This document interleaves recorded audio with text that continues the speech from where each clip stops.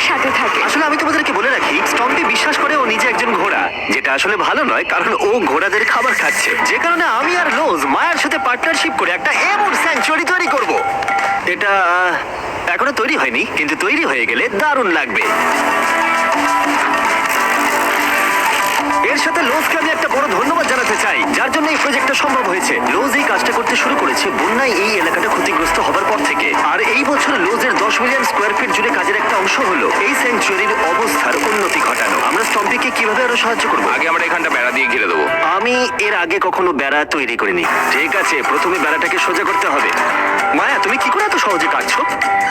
মায়া, তোমার সামনে আমাকে দুর্বল লাগছে। যখন এখানে কোনো প্রয়োজন পড়ে লোজ সাহায্য করতে এগিয়ে আসে, এমনকি স্টম্পির জন্য বেড়া তৈরি করতে হলে। আমরা এখানে গাছটা পুঁতবো, একটা গর্ত করো। হ্যাঁ, এখানে তোমাকে একটা অবলং শেপ বানাতে হবে। আর একটা প্রশ্ন, এই অবলংটা আসলে কি? হটডগের মতো। ঠিক আছে, আমি বুঝতে পেরে একদম। গেছি।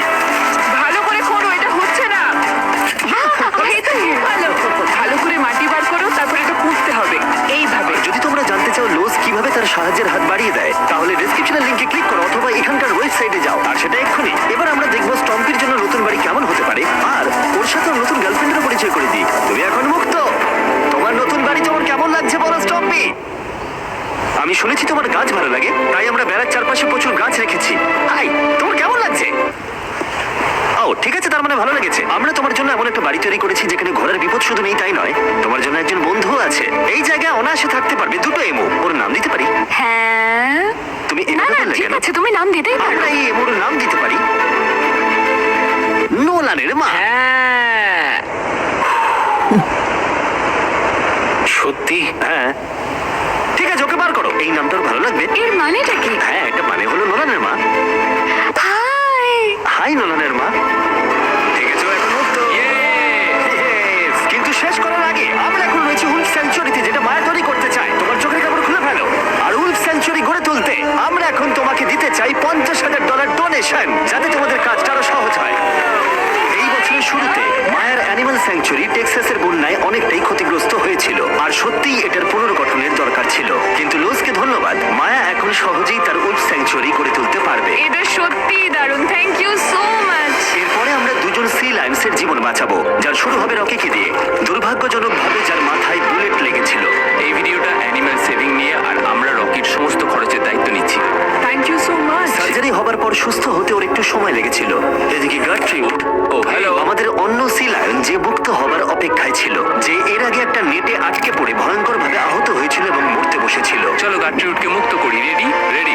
ঠিক আছে। 3, 2, 1, গো!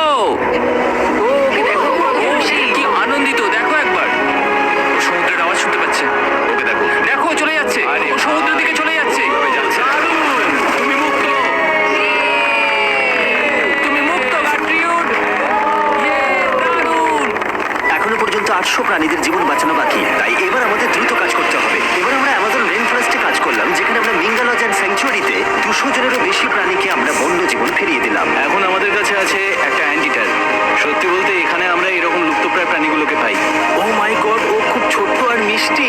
ওপরে ওঠে আস্তে আস্তে। এই প্রাণীরা ও উঠছে।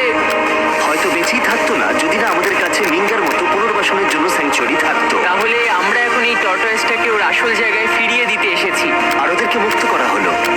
কিন্তু আমাদের কাজ এখনো শেষ হয়নি, কারণ ইউএসএ তে ফিরে এসে আমরা আরো 100 জন প্রাণীর জীবন বাঁচালাম। যেমন এখানে রয়েছে wild life critters circle of life, যেখানে 47 জন আহত এবং অসহায় প্রাণীদের চিকিৎসা করালাম, যার মধ্যে রয়েছে ব্ল্যাক উলফ, যার নাম হলো ড্রেকো। ওকে লুসিয়ানায় গুলি করা হয়েছিল। যখন ও এখানে এলো তখন দাঁড়াতেও পারছিল না, আর এখন ওকে এইভাবে দেখে আমি খুব খুশি। 20 জন শিয়ালকে হত্যা করা হতো আর তাদের পশম দিয়ে কোট বানানো হতো, কিন্তু তার পরিবর্তে আমরা ওদের প্রত্যেককে একটা নতুন জীবন উপহার দিলাম। তুমি এখানে খেলনা পাবে, খাবার পাবে এবং চাইলে ঘুরেও দেখতে পারো। এখানে রয়েছে এই বিশাল বার্ড স্যাংচুয়ারি। এখানে আমরা বাঁচালাম 70 জন দেশীয় পাখিকে, যেমন এই স্ক্রিচ আউল, যাকে একটা গাড়ি ধাক্কা মেরেছিল, যার আহত চোখের এখন চিকিৎসা হচ্ছে। আমরা চেষ্টা করেছি যে ও যেন একটা চোখে খুব ভালোভাবে দেখতে পায়। আর সৌভাগ্যবশত প্যাঁচারা শুধুমাত্র একটা চোখ দিয়েও সার্ভাইভ করতে পারে। আমরা 42 জন আহত এবং অবহেলিত হোয়াইট টেল ডিয়ারেরও চিকিৎসা করালাম, চলো হরি। যার মধ্যে এই ডিয়ার সুস্থ হয়ে উঠে আবার হাঁটতে ও খাবার খেতে শুরু করলো। জর্জিয়াতে আমরা 85 জন প্রাণীর জীবন বাঁচালাম। এই মিসিসিপি কাইট পুনরায় উঠতে সক্ষম হলো। আর নিউ ইয়র্কের টার্টল রেস্কিউ করে আমরা আলাদা আলাদা 48 জন টার্টলকে বাঁচালাম, যার মধ্যে একে আমরা সুস্থ করে আগের স্বাভাবিক জীবনে ফিরিয়ে দিলাম, যেটা হলো স্কেট সার্কেল অফ লাইফে এই ক্যাঙ্গারু যার নাম হলো বৌডি, সে তার মাকে হারিয়েছে। তাই তার কিছু জিনিস প্রয়োজন ছিল যা তার মায়ের অভাব মেটাতে পারে। এই বোতলটা এমন ভাবে বানানো হয়েছে যাতে ও মায়ের স্পর্শ অনুভব করতে পারে। আমরা পাউচগুলো এমন ভাবে বানাই যাতে ওরা সুরক্ষিত অনুভব করে, আর এইভাবেই দেখাশোনা করা হয়। এর পাশাপাশি ওয়ার্ডল অন ইনে একটা ডাক যার নাম মার্জারি, সে তার ঠোঁট হারিয়েছিল একটা টার্টেলের আঘাতে। আর আমরা ওকে ডক্টর চেস্টারের কাছে নিয়ে গেলাম। সে চিকিৎসা না করলে ও কখনোই সুস্থ হতে পারতো না। এছাড়া আমরা অন্য 46 জন পাখিকেও সাহায্য করলাম।